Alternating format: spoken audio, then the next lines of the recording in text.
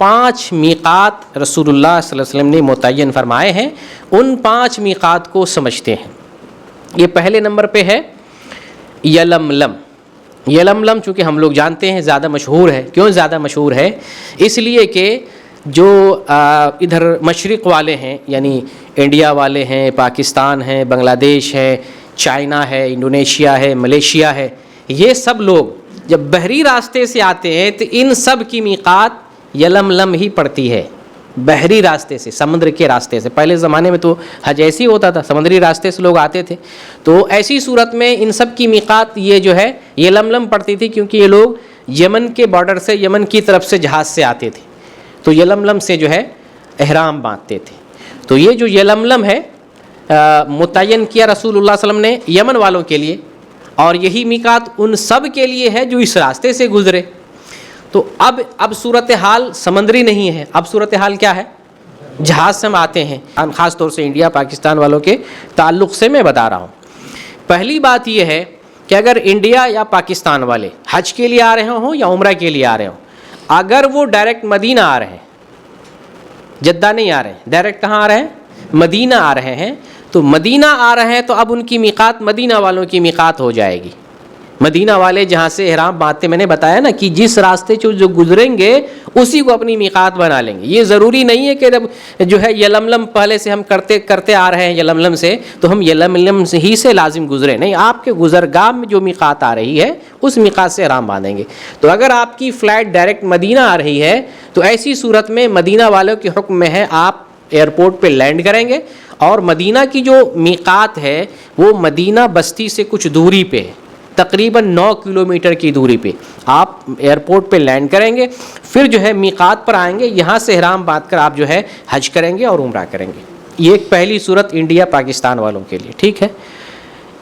اور اس میں کوئی حرج کی بات نہیں ہے کہ اگر فلائٹ انڈیا پاکستان سے آتے ہوئے اگر فلائٹ طائف کی میقات سے گزر کر مدینہ جا رہی ہے یا جحفہ کی میقات سے اوپر سے گزر کر جا رہی ہے، ایک میقات آپ کراس کر رہے ہیں، اس میں کوئی حرج کی بات نہیں ہے، لیکن چونکہ آپ دوسرے اپنی میقات پر جا رہے ہیں اس لیے آپ اپنی اس میقات سے لینڈ کریں گے، وہاں اس میقات سے آپ احرام باندھیں گے۔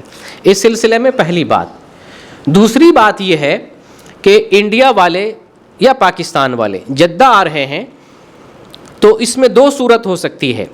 چونکہ حج کی جو فلائٹ ہوتی ہے وہ خصوصی فلائٹ ہوتی ہے، اپنی مرضی ہوتی ہے کہ کدھر سے ہم لے کے جا رہے ہیں، اس لیے ہم ایگزیکٹ نہیں بتا سکتے ہیں کہ یلملم پر آپ احرام باندھیں یا جو ہے قرن المنازل طائف کی میقات پر احرام باندھیں۔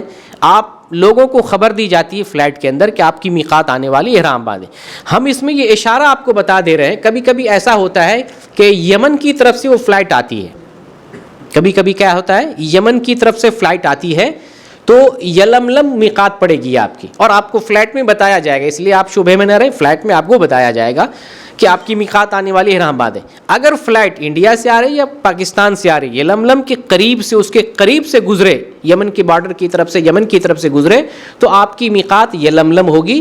یلملم کے ٹھیک اوپر یا اس کے قریب آئیں گے، وہاں نیت باندھیں گے، وہاں احرام میں داخل ہو جائیں گے۔ یہی انڈیا والوں کے لیے، یہی پاکستان والوں کے لیے۔ بسا اوقات انڈیا یا پاکستان کی فلائٹ یہ طائف کے قریب سے آتی ہے، جدہ آتی ہے جو فلائٹ طائف کے قریب سے آتی ہے۔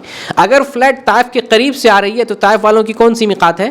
جو نجد والوں کی ہے وہ السیل الکبیر، قرن المنازل، تو ایسی صورت میں قرن المنازل سے احرام باندھیں گے، ٹھیک ہے۔ دونوں جو ہے سچویشن ہو سکتا ہے، چونکہ یہ خصوصی طیارہ ہوتا ہے، کدھر سے بھی جا سکتا ہے، تو دونوں میں سے جس جگہ سے گزریں گے جو میقات قریب ہوگی وہاں سے نیت کریں گے۔ اور ایک صورت میں نے بتایا کبھی کبھی ایسا ہوتا ہے راستے میں ایگزیکٹ کوئی میقات نہیں پڑتی ہے، تو جس میقات کے قریب محاذات میں قریب میں ہم گزریں گے وہاں سے ہم احرام باندھ سکتے ہیں۔ جیسے اس کی ایک مثال میں آپ کو دیتا ہوں سمجھنے کے لیے، جو لوگ طائف میں رہے ہیں یا طائف آپ لوگ جاتے ہیں تو ایک راستہ ہے مکہ آنے کا الہدا، پہاڑی راستہ ہے، دیکھا آپ نے؟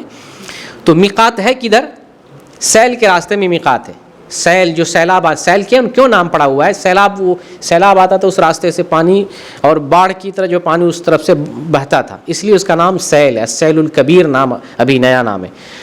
ایک راستہ مکہ آنے کے لیے پہاڑی راستہ ہے، پہاڑ کاٹ کے بنایا گیا، اس کو الحدا بولتے ہیں۔ تو جو لوگ الحدا سے عمرہ کرنے کے لیے آتے ہیں ان لوگوں کے لیے ٹھیک قرن المنازل کے سائڈ میں الحدا کے پاس وادی محرم نام سے ایک میقات بنا دیے، ٹھیک اس کے جسٹ بالمقابل ہے۔ تو جو لوگ اس راستے سے گزرتے ہیں یہاں سے احرام باندھ کر کے عمرہ کے لیے آتے ہیں۔ ویسے مناسب یہ ہے اگر آپ کے لیے اختیار میں ہے تو آپ میقات سے گزر کر احرام باندھیں، لیکن بائی دی وے کبھی ایسی مجبوری ہو گئی ادھر سے گزر رہے ہیں تو یہاں سے احرام باندھ سکتے ہیں۔ وہی صورتحال آپ کو حج یا عمرہ کے لیے بتا دے رہا ہوں کہ ایگزیکٹ اگر کوئی میقات آپ کے راستے میں نہیں آ رہی، حج عمرہ کے لیے نکلے ہیں تو جس میقات کے بھی قریب سے گزریں اس کے قریب پہنچ گئے تو آپ احرام باندھ سکتے ہیں، گو کہ ایگزیکٹ وہاں پر کوئی میقات نہ ہو، لیکن دوسری میقات کا آپ جو ہے نشانہ لے کر وہاں پر احرام باندھ سکتے ہیں۔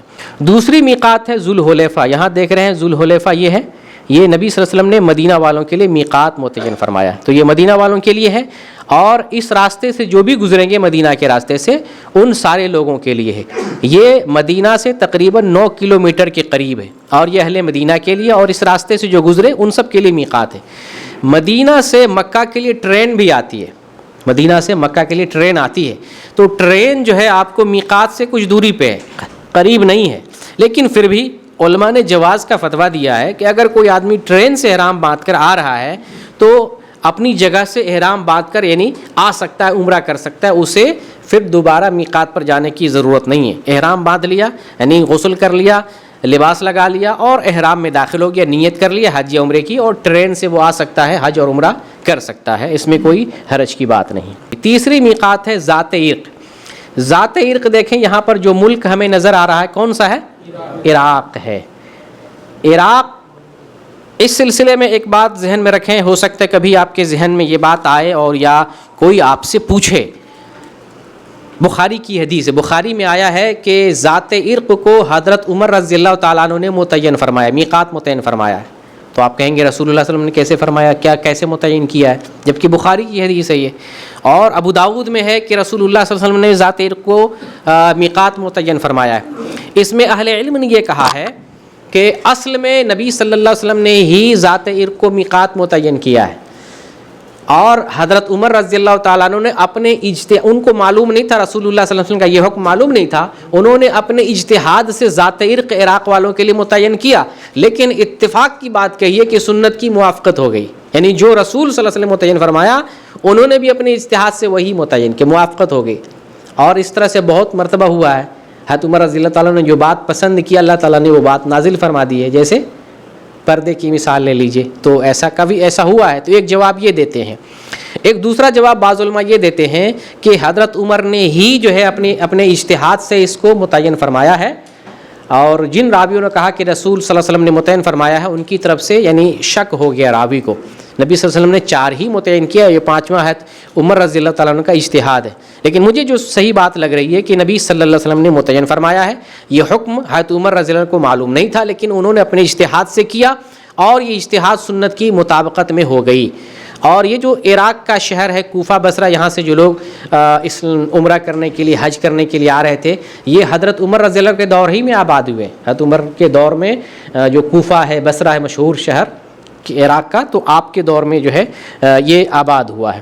تو یہ ذات عرق عراق والوں کے لیے، اور اس راستے سے جو لوگ آنا چاہتے ہیں یا جو آئیں گے ان لوگوں کے لیے ذات عرق ہے۔ یہ ایک جو ہے ذات عرق ہو گیا۔ چوتھی میقات ہے جوفہ۔ یہ جوفہ یہاں دیکھ رہے ہیں، جوفہ، اس کے بغل میں آپ مصر دیکھ رہے ہیں، اور یہ جو ادھر چلے جائیں گے جتنا فلسطین، سوریہ، لبنان، رسول اللہ صلی اللہ علیہ وسلم کے زمانے میں ان علاقوں کا نام ایک ہی تھا، اور وہ نام کیا ہے؟ شام۔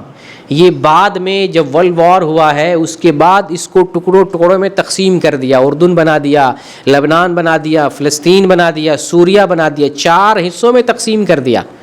حقیقت میں یہ پورا شام کہلاتا ہے۔ یہ جو حدیث میں شام پڑھتے ہیں نا، شام، لفظ شام، وہ یہ شام پورا علاقہ ہے۔ ابھی صرف سوریہ پر شام بولا جاتا ہے، سوریہ کو عربی میں شام کہتے ہیں یا سیریا کہتے ہیں، وہ اصل شام ہے، لیکن حقیقت میں یہ پورا علاقہ شام ہے۔ تو یہ شام والوں کے لیے نبی صلی اللہ علیہ وسلم نے جوفہ متعین کیا تھا۔ یہ جو جوفہ ہے یہ ایک پرانی بستی جو کھڈر میں تبدیل ہو گئی، ابھی اس وقت آبادی وہاں نہیں ہے، وہاں سے کچھ دور ہٹ کر اسی کے بالمقابل رابغ ہے، تو آج کل رابغ سے احرام باندھا جاتا ہے، رابغ سے۔ یہ شام والوں کے لیے، مصر والوں کے لیے اور دیار مغرب والوں کے لیے میقات. یہ چوتھی میقات ہو گئی جحفہ. اور یہ پانچویں میقات ہے قرن المنازل. قرن المنازل کا نیا نام کیا ہے؟ السیل الکبیر. یہ طائف میں واقع ہے. السیل الکبیر طائف میں واقع ہے. یہ اہل نجد کے لیے، نجد جو ہے کس کو بولتے ہیں؟ ادھر ریاض والے علاقے والے کو نجد بولتے ہیں. تو اس علاقے سے جو بھی لوگ آ رہے ہیں ان سب کی میقات ہے. جیسے دیکھیے طائف والے کے لیے، قصیم والوں کے لیے، ریاض والوں کے لیے، دمام والوں کے لیے، خبر والوں کے لیے، جبیل والوں کے لیے، احسا والوں کے لیے، قطیف والوں کے لیے، یہ سب سعودی عرب کے اس علاقے میں جدھر نجد کے سائڈ میں ہیں وہ سب یہیں سے احرام باندھ کر عمرہ کریں گے. یہ جو ہے کیا کہتے ہیں قرن المنازل. آپ یہ السیل الکبیر دیکھ رہے ہیں ریاض. اچھا یہ تو شہروں کی بات ہو گئی. ملکوں کے حساب سے دیکھیں گے تو کویت والے بھی یہیں سے آتے ہیں، یہ امارات والے جو ہے دبئی والے بھی یہیں سے آتے ہیں، یہ عمان بغل میں یہ بھی یہیں سے آتے ہیں. یعنی ممالک کے اعتبار سے دیکھیں وہ لوگ بھی اسی بارڈر سے، اسی راستے سے طائف سے گزرتے ہیں، تو ان کی میقات بھی یہی طائف والی میقات ہوتی ہے.